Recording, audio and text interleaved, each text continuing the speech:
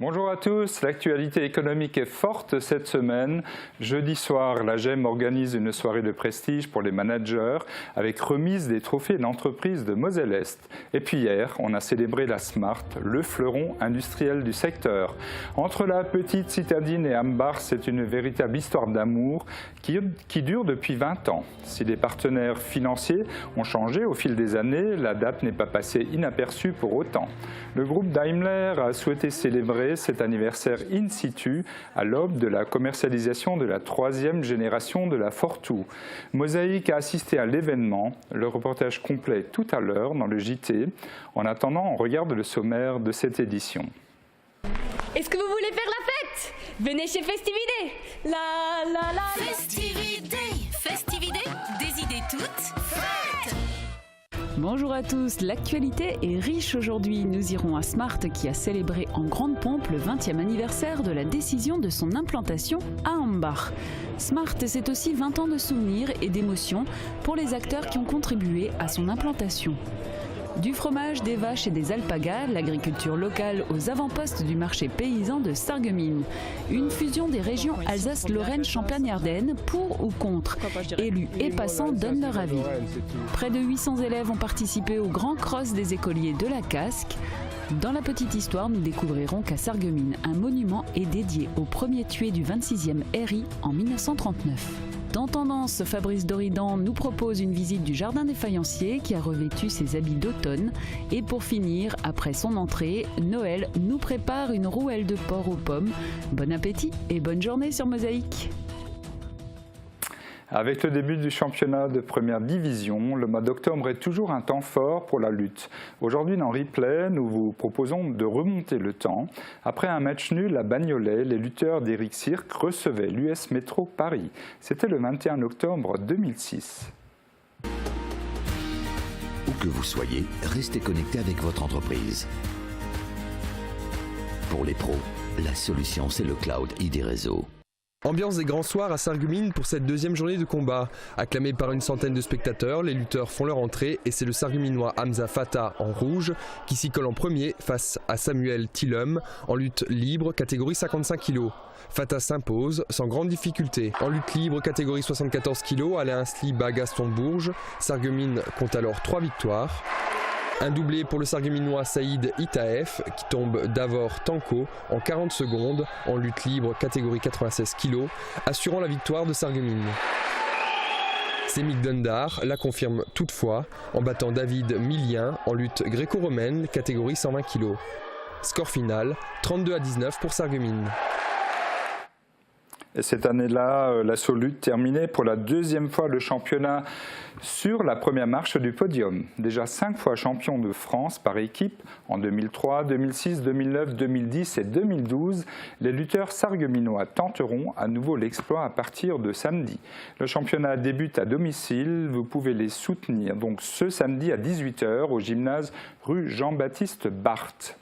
Chaque jour, Sandrine parcourt le territoire, dévoile la météo du lendemain et nous fait découvrir des lieux, des ambiances, des événements insolites. Regardez. 17% des accidents du quotidien ont pour origine le sport. Assurance accident de la vie, la sécurité par tous les temps. Bonjour tout le monde, on poursuit la semaine avec une vague de refroidissement. La journée de demain s'annonce particulièrement frisquette avec des thermomètres affichant des valeurs inférieures aux moyennes saisonnières. Côté ciel, les nuages l'emportent sur les éclaircies et occasionnent des averses plus fréquentes le long des frontières. Côté température, elle dégringole entre 5 et 7 degrés à l'aube. Les maximales atteignent à peine 9 à 11 degrés, voire 8 degrés seulement du côté de Dabo. Demain, mercredi 22 octobre, pensez à souhaiter une bonne fête aux Élodie. Le soleil nous accompagnera de 7h59 à 18h26. Nous sommes mardi, c'est donc le jour de notre séquence à la ferme et pour cette occasion, nous sommes à l'écurie du Ruisseau Noir à Visvillers.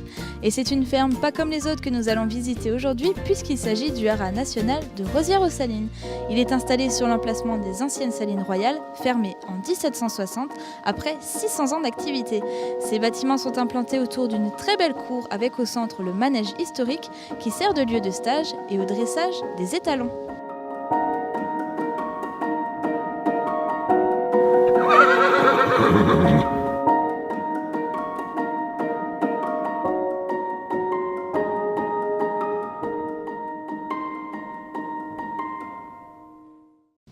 J'espère que cette balade vous a plu. Je vous souhaite à tous une excellente journée et vous dis à demain. Je parraine un ami et tout le monde y gagne. Mon filleul, ma banque et moi. Au Crédit Mutuel, un client satisfait rayonne. On passe en revue les éditions du RL. En région, en septembre 2013, la signature du pacte Lorraine et sa promesse de 300 millions d'euros débloqués sur 3 ans donnaient le sourire à l'économie régionale. Mais l'enthousiasme est retombé. Avec seulement 191 projets retenus en 1 an, les industriels trouvent l'outil intéressant mais lourd. Le président de la région vise l'État dont l'argent tarde à venir.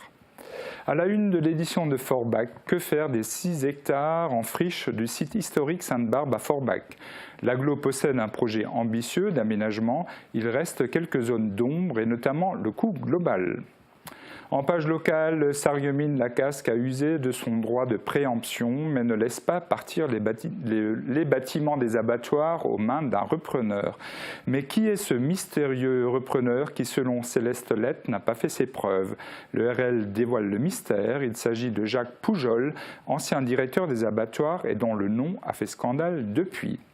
On continue avec le JT de Mosaïque.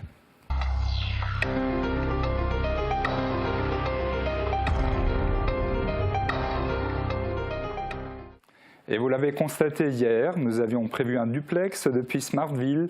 Il nous a malheureusement été impossible d'établir la liaison. Mais les caméras de Mosaïque étaient sur place.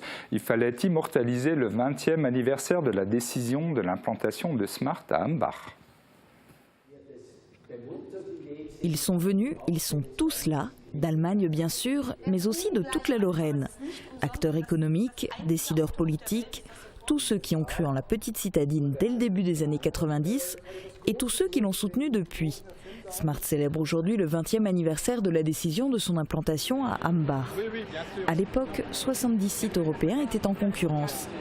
Daimler-Benz avait finalement choisi ce qui allait devenir l'Europole pour fabriquer sa micro-concept car. Pour Smartville, c'est très important qu'on est ici sur Europol de Sarreguemines à Hambach et faire cette cérémonie parce que les pionniers sont là, donc ça fait plaisir de les revoir. Moi, à l'époque, j'étais aussi déjà sur site, donc c'est un grand plaisir d'échanger et de voir ce qui est devenu la Smart et ce qui est devenu Smartville. Et c'est ce qu'on voit, que les idées des pionniers dès le début elles sont encore bien visibles et ils ont apporté ses fruits au long de ces 20 ans. 20 ans après, Smart voulait marquer le coup. Cérémonie officielle, visite de la chaîne de montage de la Nouvelle Fortou et photos de famille pour couronner le tout. Parce qu'on a, je crois, écrit ici une grande histoire d'une voiture absolument visionnaire au début et même avec un très grand succès parce que le monde a besoin d'une voiture pour les grandes métropoles et les grandes villes. La Smart est aujourd'hui commercialisée dans 46 pays. Au total, presque 1,6 million d'exemplaires de la petite citadine a été écoulé à travers le monde. Et le groupe Daimler entend bien que l'aventure de la Smart ne s'arrête pas là. Près de 200 millions d'euros viennent d'être investis à Hambach pour la production de la 3e génération de la Fortou. Sur la chaîne de montage cohabitent à l'heure actuelle l'ancien et le nouveau modèle. L'avenir Smart, c'est ça, l'avenir de la Smart. Donc le nouveau modèle 3e génération qu'on va lancer maintenant, donc monter en volume, faire des variantes. Donc il y aura aussi une version cabriolet qui va sortir dans les années à venir. Donc je pense avec ces 2 voitures, on a une belle base pour l'avenir de Smartville. L'avenir de Smart, c'est que exactement le développement du monde continue dans le sens qu'il y aura encore plus de métropoles, encore plus de personnes qui vivront dans les grandes zones urbaines. Et il nous faut une voiture pour ça. Alors on sent partout que beaucoup plus de personnes demandent une Smart. Et Smart, c'est avant tout un challenge industriel devenu un succès économique. Et c'est bien sûr aussi une belle aventure humaine. Voici quelques témoignages de ceux qui ont vécu cette grande histoire de l'intérieur. Ce jour-là, on était devant le télécopieur parce qu'on savait que la décision devait intervenir aux environs de 11 h. Le conseil d'administration de Mercedes s'est réuni à cette heure-là et bien sûr ça a été un grand soulagement lorsque effectivement on a vu apparaître le message comme quoi le site d'Ambach avait été retenu. Quand l'annonce a été faite, c'était le grand bonheur, c'était le résultat de plusieurs mois de travail, même si on doutait. On doutait, enfin pas nous, mais autour de nous, les gens ne savaient pas trop si ce concept qui était tout à fait particulier allait tenir, allait durer. La naissance d'une industrie automobile nouvelle et qui a tenu le coup. On a subi des orages, hein. On a vraiment subi des orages phénoménaux. En 2004, quelquefois on n'y croyait plus, il a fallu qu'on retourne en Allemagne. Et j'ai dû aussi à nouveau remonter un plan industriel avec les Allemands, avec Daimler. C'est un beau succès, d'un bel investissement, d'une prise de risque initiale. Et aujourd'hui, c'est un produit qui intéresse le monde entier, notamment les grands centres urbains, naturellement. Mais c'est aussi un outil qui diminue la pollution, qui consomme peu, qui est légère, qui s'adapte aux technologies. Il y a maintenant plus d'1,6 million de Smart qui roulent dans le monde et toujours avec cette même qualité. C'est pour nous un immense honneur d'être là aujourd'hui. On a, je crois, écrit ici une grande histoire d'une voiture absolument visionnaire au début et maintenant avec un très grand succès parce que le monde a besoin d'une voiture pour les grandes métropoles et les grandes villes. Les idées des pionniers dès le début elles sont encore bien visibles et ils ont apporté ses fruits au long de ces 20 ans. Donc une belle raison pour fêter. Et rendez-vous ce vendredi sur Mosaïque pour un retour complet sur les 20 ans de la Smart à Ambach. De nombreux témoignages et un film ont retracé l'histoire de la petite citadine. Changement d'ambiance dans la lignée du Made in France, consommé local est de plus en plus en vogue. C'est dans cet esprit que s'inscrit le marché paysan organisé par la MEM autour de la fête de l'eau et du poisson. Pour la 4e année, il se tenait sur l'esplanade du casino des faïenceries de Sarreguemines, le récit de Thomas Drouin sur des images de Jean Birkel. C'est une esplanade aux couleurs de l'automne qui a accueilli dimanche pour la 4e année le marché paysan de Sarreguemines. Organisé par l'AMEM, l'association mosellane d'économie montagnarde et le syndicat mixte de l'arrondissement de Sarreguemines, le marché a réuni de nombreux curieux venus découvrir la trentaine de producteurs locaux présents. Une affluence qui témoigne aussi de l'évolution de la perception des productions locales. Il y a 5 ans, quand on parlait de paniers, de producteurs, les gens ils étaient intéressés, ils ne me connaissaient pas. Aujourd'hui, quand on parle de producteurs, ils disent tout de suite AMAP, panier, on sait ce que ça veut dire. Il y a 5 ans, les gens ils ne savaient pas trop. Aujourd'hui, on sait même où trouver des producteurs. Il y a 5 ans, les gens ils cherchaient encore. Aujourd'hui, c'est bon, ils commencent à trouver, à savoir où est-ce qu'on peut se procurer les produits qu'on veut. Le marché paysan participe d'ailleurs à augmenter la visibilité de ces producteurs locaux et permet à ces derniers de venir plus directement à la rencontre des consommateurs potentiels. La rencontre avec les clients en direct, ça nous fait de la publicité parce que les clients après achètent nos produits qu'on vend, qu'on distribue dans les grandes surfaces. Donc c'est un plus pour nous et j'aime le contact avec la clientèle. Parmi les producteurs, certains sortent parfois du lot en dehors des us et coutumes de Moselle-Est.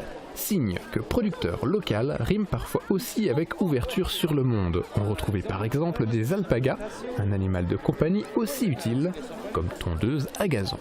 Quand je vends un lama ou un alpaga pour tondre les pelouses, je fais des reprises sur les micro-tracteurs ou les tondeuses. C'est une blague ou c'est vrai? C'est vrai. Ce mini-salon de l'agriculture, version Est-Mosellane, n'aura duré qu'une journée. Mais il a largement rempli son rôle, consistant à mettre sur le devant de la scène les producteurs locaux et à leur assurer une nouvelle clientèle. Reste à savoir si l'alpaga remplacera effectivement les tondeuses à gazon dans les jardins aux alentours de Sarreguemines. Et ce marché sera sans doute reconduit l'année prochaine. Une grande région Alsace-Lorraine, Champagne-Ardenne, qu'en pensez-vous et qu'en pensent les élus? Nous avons tendu le micro dans la rue, mais aussi au conseiller régional Michael Weber. Regardez. Que pensez-vous de la fusion Alsace-Lorraine, Champagne-Ardenne? En fait, j'ai pas spécialement un avis sur la question pour l'instant, j'y ai pas vraiment réfléchi. J'attends de voir ce que ça va devenir. Je pense pas forcément que ce soit mal, pourquoi pas. C'est quand même des régions limitrophes. Dans le coin ici, on s'entend bien avec l'Alsace. Après, pourquoi pas, je dirais. Uniquement l'Alsace et la Lorraine, c'est tout. Est-ce que vous avez une explication à me donner? Non, c'est la même, puisque c'est deux départements qui ont vécu la guerre ensemble, qui ont la même histoire. Alors, je pense qu'il y a effectivement même trois avis qui sont divergents. Moi, je suis à titre personnel pas favorable à une grande région Alsace-Lorraine-Champagne-Ardenne. Elle a certes des avantages qui permettraient d'avoir une région qui soit frontalière avec l'ensemble de nos voisins, de la Belgique jusqu'à la Suisse.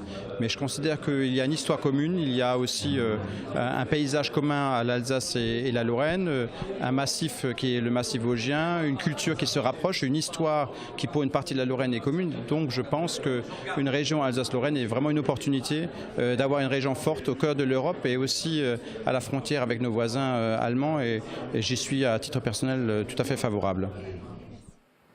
Et demain, retrouvez sur Mosaïque d'autres réactions sur ce sujet qui fait grand débat. 3 tours à toute vitesse, c'était le challenge lancé par l'ASSA en partenariat avec la communauté d'Aglo. Près de 800 écoliers ont relevé le défi. Retour en images sur le grand cross des écoliers de la Casque. Julia Bitran.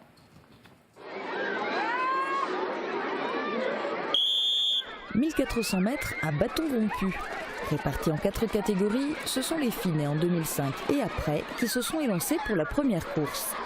Un départ groupé avec un début de course maîtrisé avant de laisser les enfants rivaliser de vitesse. Et c'est une ancienne licenciée de l'ASSA qui a pratiqué l'athlétisme pendant 3 ans avant de se consacrer au tennis et à la gym qui a remporté cette première course, la jeune Sarah Eborn, scolarisée à l'institution Sainte-Chrétienne. C'était ensuite au tour des garçons. Au final, les 3 premiers de chaque catégorie ont été récompensés le jour même.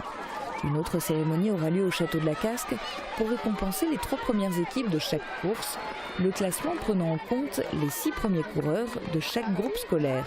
Enfin, il n'y a pas que le sport qui compte, seront aussi récompensés les 3 élèves ayant réalisé le plus joli dessin de dossard. Cette année, le thème imposé était jardin et paysage. Et pour finir ce journal, un complément d'information sur les 30 postes qui seraient supprimés au 16e BC de Beach, selon le député. Il s'agit surtout de personnel civil affecté à Beach, mais travaillant sur Phalsbourg ou ailleurs. Concrètement, dixit Céleste Lett, cela ne change rien pour le 16e bataillon. C'est la fin de l'info, les programmes continuent avec de la culture et du divertissement.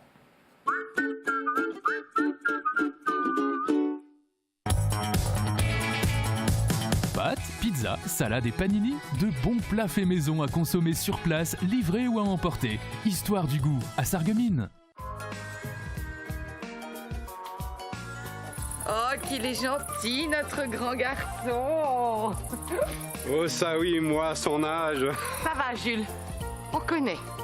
Cette famille pourrait être la vôtre. Bah oui, c'est du surgelé. Et alors? T'as pu. Chloé, l'ado aux 1000 questions. Dis, tu fais jamais d'erreur, toi, quand tu tries? Ludo, le donneur de leçons. On range tout et vous dégarpissez, ok? Je peux savoir pourquoi t'avais mon portable? Haha, c'est qui, Amandine? Flo, la mère, désespérée. Bon, si t'arrives pas à suivre, achète un petit stock d'avance. Jules, qui ne voit plus que pour son vélo. Ça, c'est pour les crottes de chien enlevées. Gérard et Jeanne, attachants mais désespérants. Bah, les pattes. Eugène, le voisin toléré. Au cœur de cette saga, un casse-tête quotidien. Le tri. C'était pour la déchetterie, mais en entier. Scène de tri, la nouvelle série qui fait trembler nos poubelles. À partir du 28 octobre sur vos télévisions locales. Moi aussi, il y a des choses qui m'encombrent et qui m'énervent et dont j'aimerais me débarrasser. Je comprends.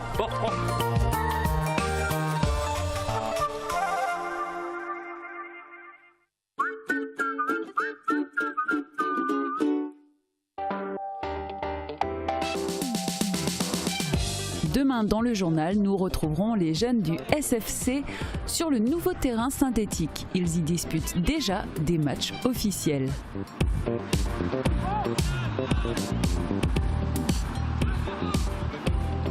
Et puis nous rencontrerons Corinne Marino, une artiste de Grunewiller qui a longtemps œuvré en autodidacte et qui a trouvé sa voie dans des peintures de grande taille. Aujourd'hui, elle s'expose un peu partout en France et même à l'étranger.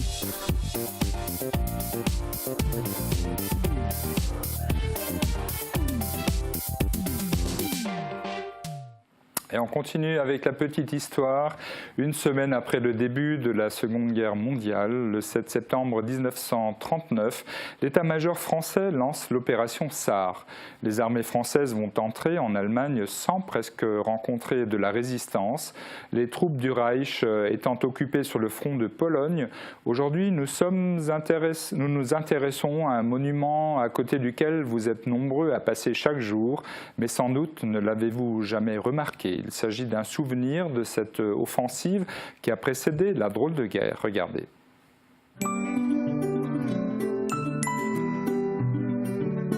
FBS, du bon temps par tous les temps.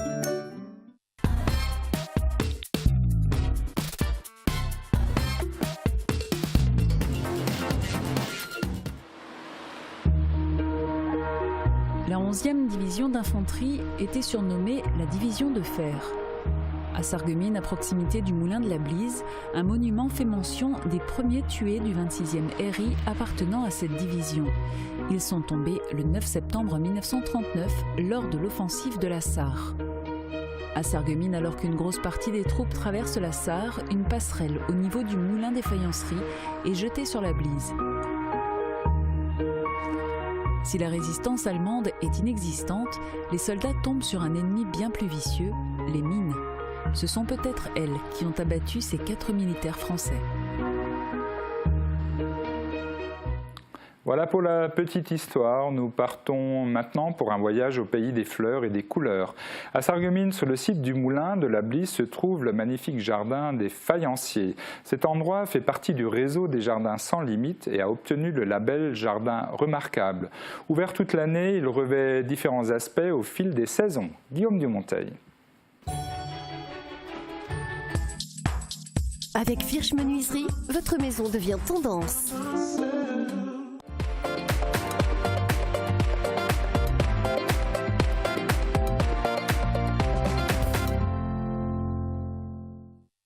Bonjour à tous, bienvenue au Jardin des Faïenciers.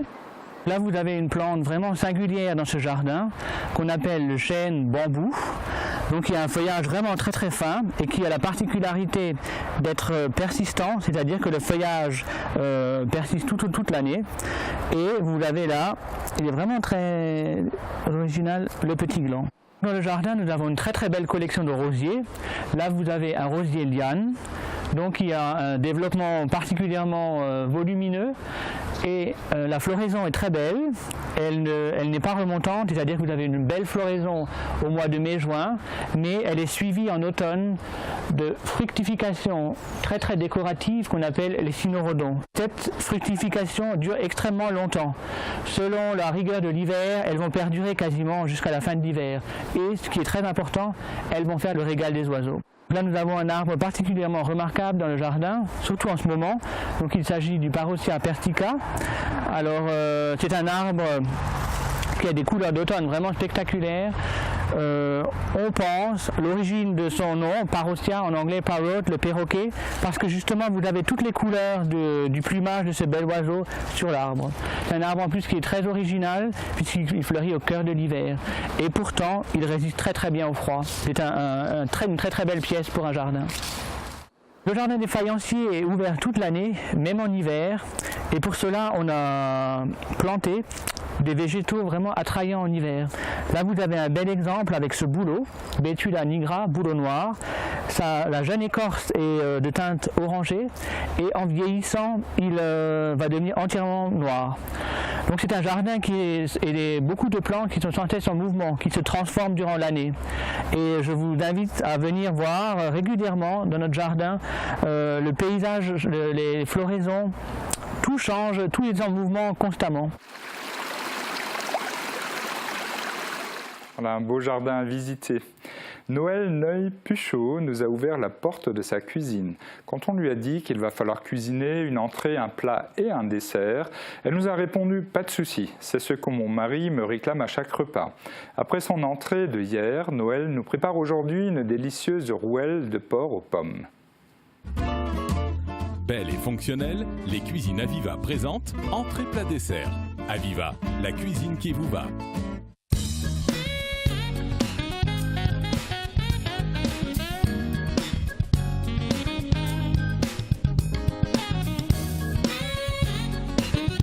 Bonjour à tous.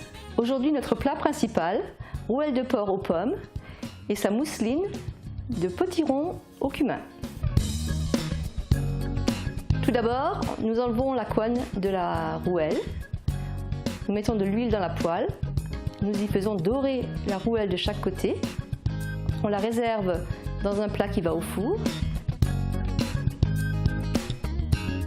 On fait revenir des oignons dans la même poêle avec un peu de sucre afin qu'ils soient un peu caramélisés. On le verse sur la rouelle de porc. On déglace avec du bouillon de légumes et de bœuf. On épluche des pommes, on les coupe en gros quartiers, on les met dans le plat avec la rouelle et les oignons. Ensuite, on verse le bouillon sur la rouelle et on passe tout au four à 175 degrés durant 45 minutes. De temps en temps, nous arrosons la viande afin qu'elle reste tendre et juteuse.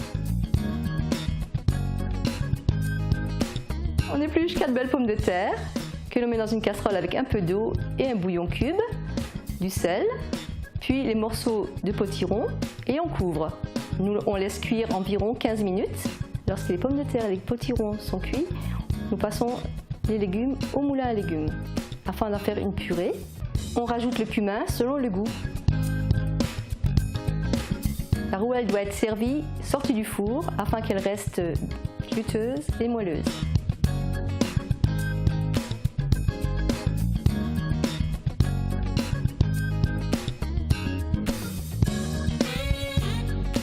Bon appétit à tous. Merci Noël, et demain nous verrons le dessert, donc proposé par Noël Neuil-Puchot. Vous aussi, vous avez envie de partager votre savoir-faire culinaire, n'hésitez pas à nous contacter sur Facebook ou sur notre site www.mosaïque.tv.